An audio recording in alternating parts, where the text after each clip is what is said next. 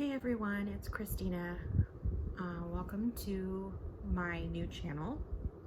I wanted to make this for people who are like me, who are under 40 and dealing with kidney disease, because if there's one thing that I've learned while doing all of this is that I guess being under 40 is kind of not a normal thing, not a regular thing.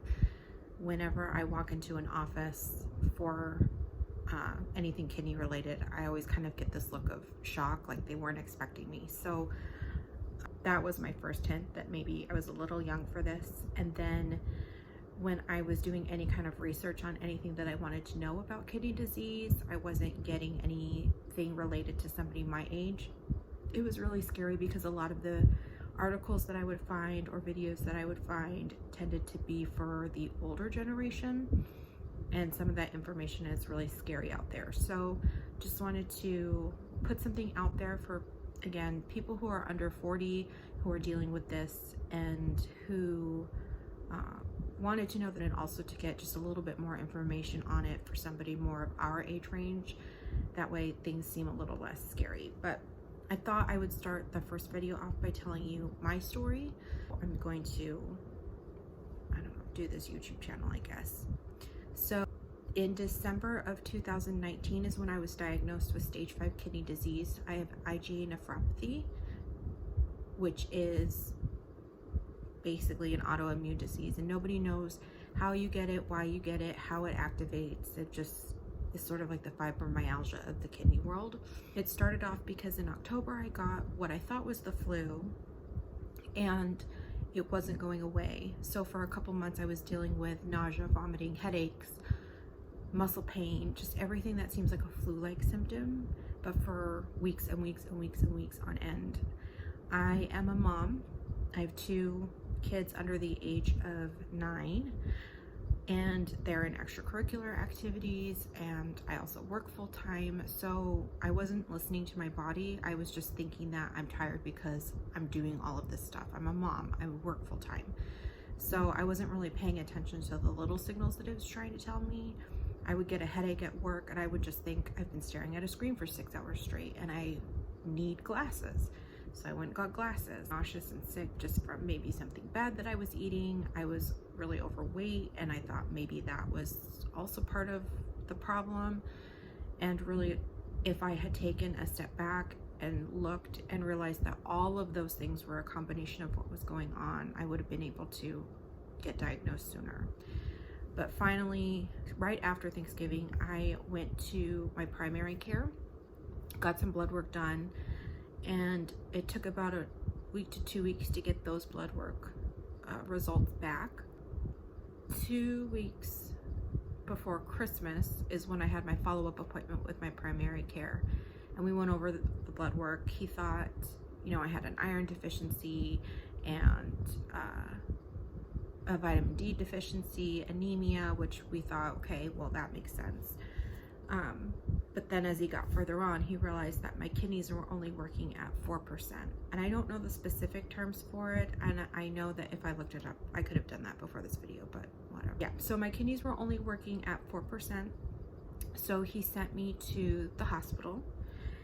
So my husband and I went there that evening, and I just assumed I'm sick, so I'll spend like 2 or 3 days in the hospital, and then no big deal, it'll be fine, we'll get out of there like normal.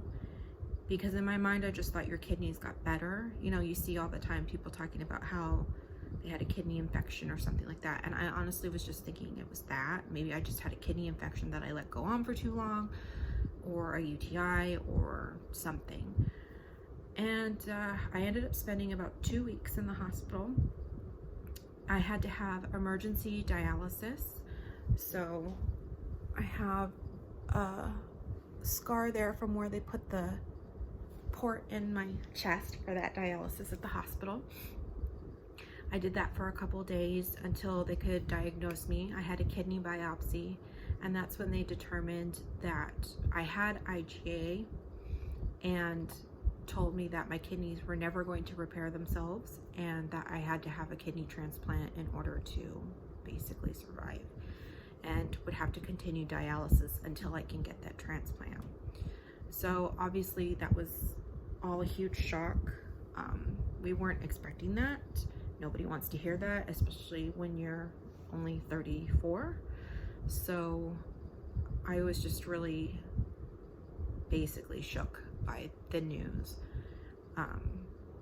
So it is now July, and I'm still on dialysis. I am in the process of getting a kidney transplant.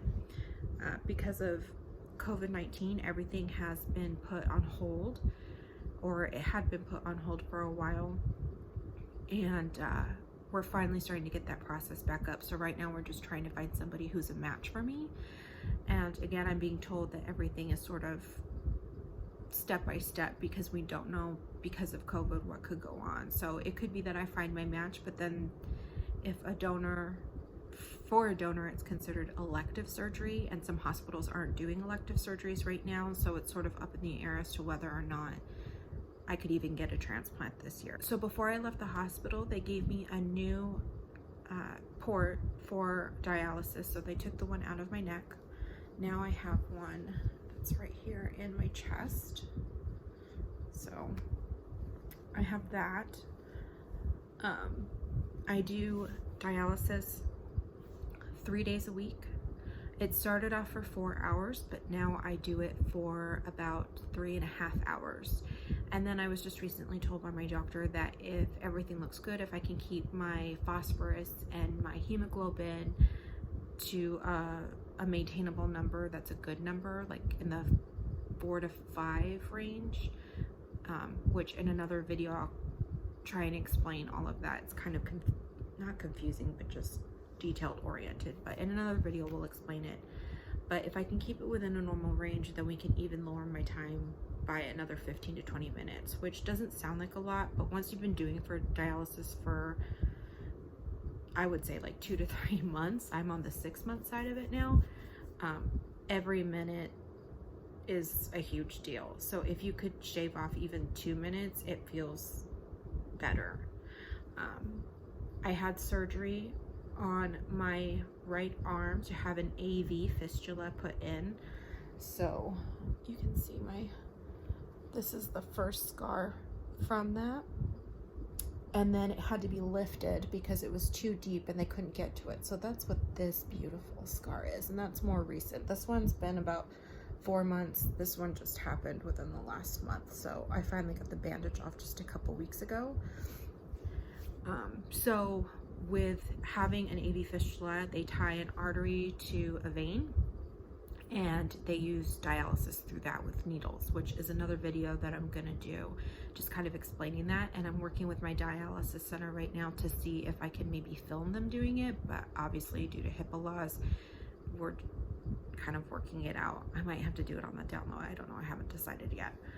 Once that starts working and it goes the way that they want it to, and everything looks good and it's cleaning me out the way that it should, then I can get my chest catheter removed.